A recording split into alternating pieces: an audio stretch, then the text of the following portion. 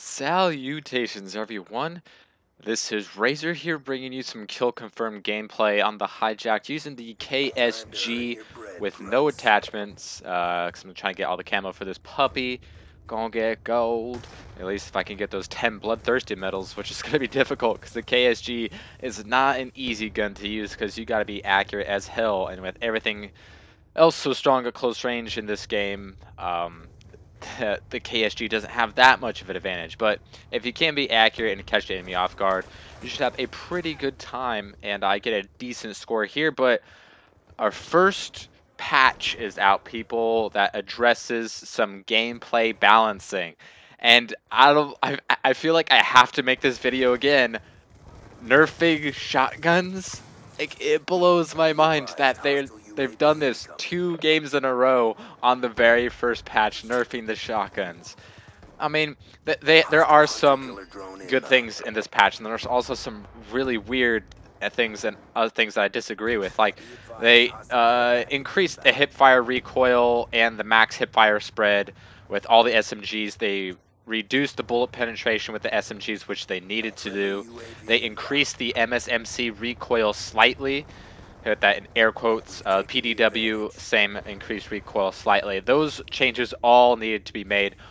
They're probably not going to be good enough. We'll see, but you know, they make these patches every year. We've nerfed this OP gun, we nerfed this OP gun, and it never really works.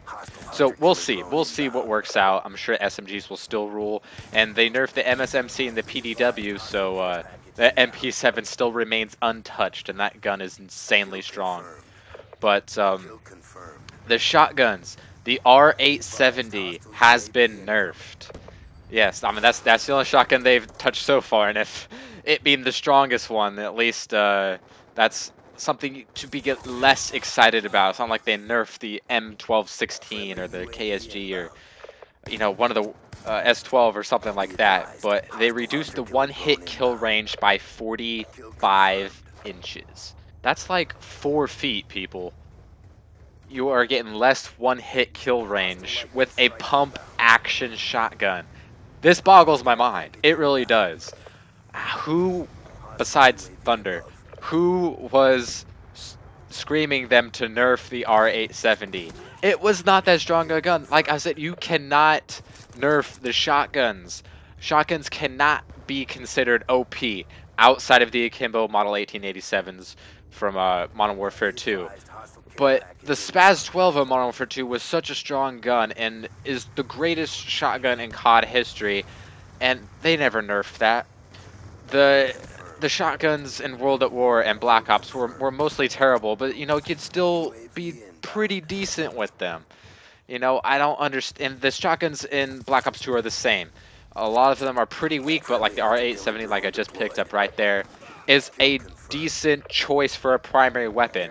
Shotguns are primary weapons. You need to treat them as if that they are a justifiable reason for you to have that as the gun that you mostly use. I don't understand why they felt the need to nerf this. I mean, how many of you out there, leave in the comments below, how many out there were like, oh man, not another R870 lobby? No one's ever said that. Okay, we have had plenty of MP7 lobbies, and especially PDW lobbies. I can't tell you how many PDW lobbies I've ran into. And the MSMC with a silencer is ridiculously overpowered. You might have saw my last video when I was talking about my new channel. I was using it on Demolition. I didn't even get like a full game with that thing. But that thing is so incredibly strong. And the only reason that you can call one gun overpowered is not how good it performs. It's how good it is comparative to other things.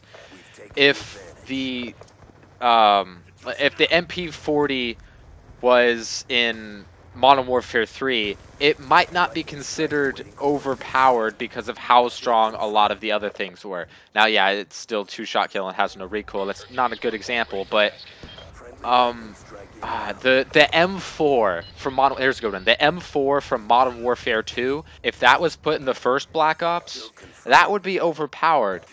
But in Modern Warfare 2, it's not overpowered because there's so many other strong guns that it goes up against in the assault rifle and submachine gun category. It's ridiculous. Just because the R870 is a good shotgun doesn't mean it's overpowered. I feel like Activision has a vendetta against shotgunners. You know, they've catered to the snipers and the submachine gunners and the assault rifle people, but when it comes to any other primary weapon, whether that be a shotgun or assault shield or ballistic shield or riot shield, whatever you want to call it, they feel like it has to be a terrible weapon for some reason. I don't understand it. I'm not asking for realism. If the game had, you know, realism to it, then shotguns would be super overpowered because it wouldn't have a drop-off damage over the amount of range that it's showing in this game.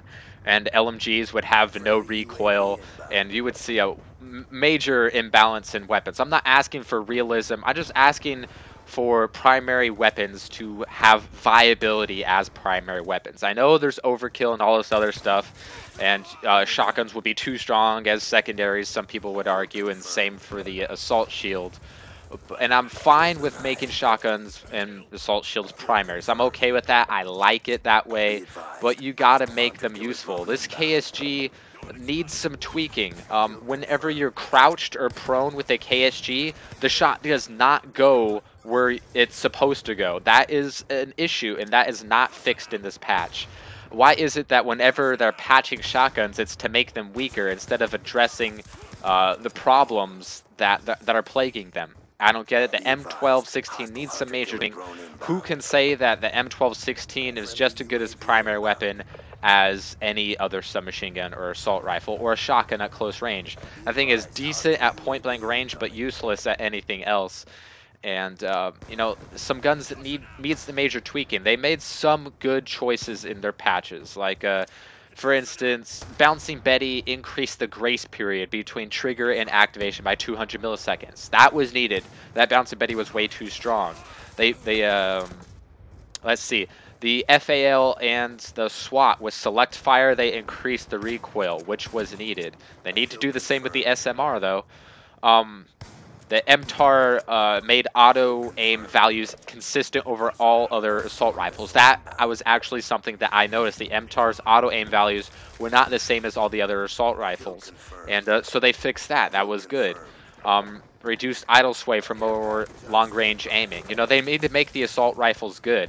What was good about, World of War aside, where, submachine guns ruled, and Black Ops 2 where submachine guns ruled, every other COD, assault rifles ruled.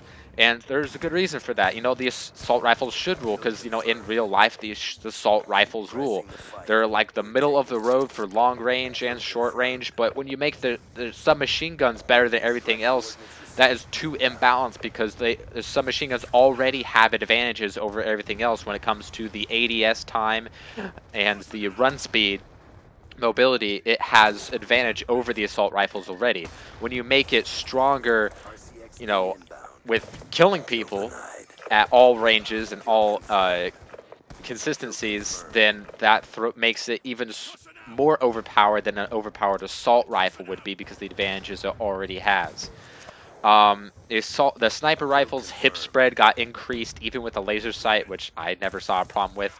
They increased the recoil with the XPR50, which, yeah, I guess the recoil isn't too much in the XPR as we've seen with other semi-automatic high damage sniper rifles, but that gun, it sucks.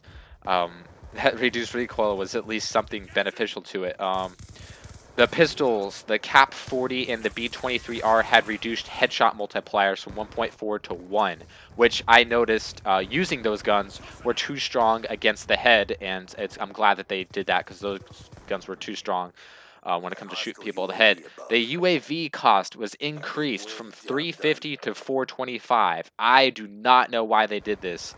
The UAV was not that big of a problem in this game, and once again, they nerfed the lightning strike a second time by adding a 750 millisecond delay.